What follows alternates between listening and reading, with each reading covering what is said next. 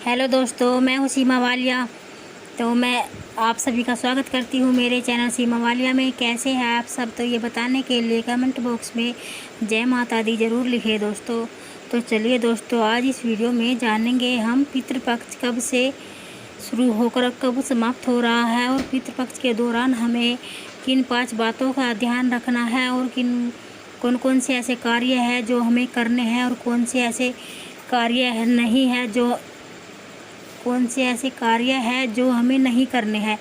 तो चलिए दोस्तों, ये ऐसी सारी महत्वपूर्ण बातें इस वीडियो में मैं आप सभी के साथ शेयर करूंगी पितृपक्ष में। तो दोस्तों, अगर आप लोगों से छोटी सी रिक्वेस्ट है, अगर आप लोगों को मेरी वीडियो पसंद आती है तो मेरी वीडियो को आप लाइक, शेयर और चैनल को सब्सक्राइब करो, और दोस्तों बेल आइकन को प्रेस कर दो ताकि मेरी वीडियो के नए नोटिफिकेशन आप लोगों तक सबसे पहले पहुंचे। तो चलिए दोस्तों, वीडियो को करते हैं शुरू। तो दोस्तों, ये पितृपक्ष भादो महीने की पूर्णिमा से शुरू होकर आश्विन महीने की अमावस्या पे ख़त्म हो जाते हैं, समाप्त हो जाते हैं अमावस्या के दिन। तो साल 2023 में 29 सितंबर से लेकर शुरू हो रहे हैं पितृपक्ष, और 14 अक्टूबर अमावस्या के दिन समाप्त हो रहे हैं।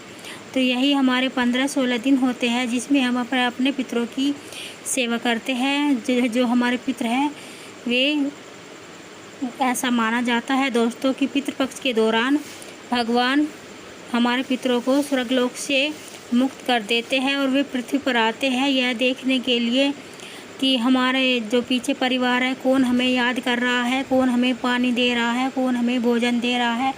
तो वे ये सब देखने के लिए आते हैं। 15 दिनों में हमें इन 15 दिनों में अपने पितरों की अच्छे से सेवा करनी है, मतलब उन्हें पानी देना है रोज़, और उनके लिए भोजन निकालना है। और जो घर का जो बड़ा पुरुष है, घर में जो बड़ा पुरुष है, जैसे कि पिताजी है, तो वे हम पानी दे, और पिताजी नहीं है तो घर का बड़ा बेटा पानी दे छत पे अपने पितरों के नाम से। और हमें अपने पितरों के नाम से दिया ज़रूर जलाना है। दिया जलाए, रोटी प्लेट में रखकर और लोटे में जल रखकर हमें छत पर रखना है। अगर अपने पितरों के नाम से दोस्तों, अगर हमारे पितृ प्रसन्न रहते हैं, हमारे पूर्वज प्रसन्न रहते हैं, तो हमारे जीवन में खुशियाँ बनी रहती है।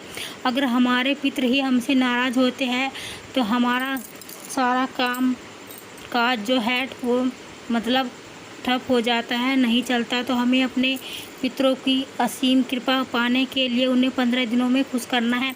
तो दोस्तों देखिए, हमें पितृपक्ष में पानी भी ज़रूर देना है, और सूर्य भगवान को जल भी हमें ज़रूर देना है। सूर्य भगवान को लोटे में तिल डालकर सूर्य को जल ज़रूर दे, और तुलसी माता के पास भी दिया जलाए। और जो हमारे पूजा घर के मतलब दहलीज पे क्या मेन गेट के पास हमें पितरों के नाम से एक पेड़ी बनानी है, और लोटे में जल भरकर रख देना है रात में। और हमें अपनी रसोई में भी पितृपक्ष के दौरान इन 15 दिनों के लिए रसोई में भी हमें रोटी और गिलास में पानी रखना है पितरों के लिए इन 15 दिनों में। और रसोई घर की साफ़ सफाई अच्छे से रखनी है, ठीक है दोस्तों। और हम जो घर की महिलाएं हैं, उन्हें अपने बाल भी नहीं कटवाने हैं पितृपक्ष के दौरान। और जो घर का बड़ा बेटा है, जो जल देता है, देव पितरों के नाम का जल अर्पण करता है, तो उन्हें अपने शेविंग वगैरह बाल नहीं कटवाने हैं, नाखून नहीं काटने हैं इन 15 दिनों में। और हमें कोई नया कार्य, कोई नया अनुष्ठान भी नहीं करना है।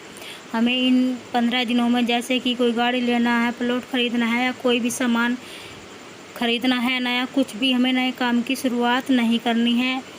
और हाँ दोस्तों, हमें रात में जैसे कि गूथा हुआ आटा बच जाता है, और बहुत सी बहनें जो है फ्रिज में रख देती है, तो वे 15 दिनों में हमें पितृपक्ष के दौरान न ही तो बासी खाना है, और ना ही हमें आटा गूंथकर फ्रिज में रखना है। ऐसा माना जाता है कि आटे में पितरों का वास होता है।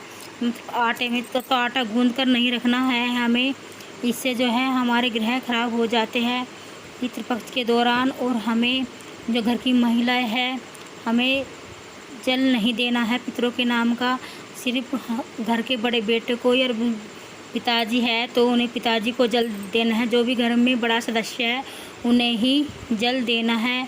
और हमें प्रतिदिन, अगर दोस्तों आपके पास पीपल का वृक्ष है तो हमें प्रतिदिन पीपल के वृक्ष में जल देना है। जल के लोटे में हमें गाय का दूध, काले तिल और गुड़ डालकर जल देना है।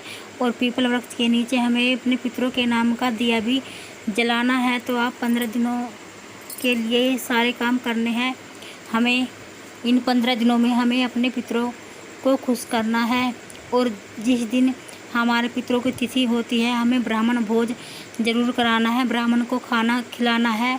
और ब्राह्मण की थाली में इतना खाना परोसे कि कम ना रहे, बच ही जाए। अगर वो बचा हुआ खाना अगर कौवे खा लेते हैं तो वो डायरेक्ट हमारे पितरों के पास पहुंच जाता है। अगर जो लोग सक्षम है वे अपनी इच्छा के अनुसार 2, 3, 4, 1, 2 जितने भी इच्छा हो आपकी उतने ही ब्राह्मणों को खाना खिला सकते हैं। और गाय, कुत्ता, कौवा इन सबको हमें पितृपक्ष के दौरान खाना खिलाना है। क्योंकि देखियो हम ये जो हमारे पितृ होते हैं, क्या पता कौन किस रूप में आ जाए। तो गाय, कौवा, कुत्ते के रूप में ही हमारे पितृ आते हैं। और हमें इन 15 दिनों में इन किसी भी पशु पक्षी का अपमान नहीं करना है। और दोस्तों, जिन लोगों को अपने पितरों की तिथि याद नहीं है तो उन्हें अमावस्या के दिन ये सारे कार्य करने हैं। उन्हें अपने सामर्थ्य के अनुसार ब्राह्मणों को दान दक्षिणा देनी है और उन्हें खाना खिलाना है। और हर रोज़ अपने पितरों के नाम से छत पे पानी देना चाहिए हमें प्रतिदिन, जिससे हमारे पितृ प्रसन्न होकर हमें आशीर्वाद देकर जाए। और जब पितृ प्रसन्न रहते हैं तो हमारे जीवन में खुशियाँ बनी रहती है। और दोस्तों, हमें सुबह सुबह कपड़े लत्ते भी नहीं धोने हैं, हमें 10 बजे के बाद ही कपड़े वगैरह धोने हैं। और महिलाओं को सुबह सुबह बाल नहीं धोने हैं।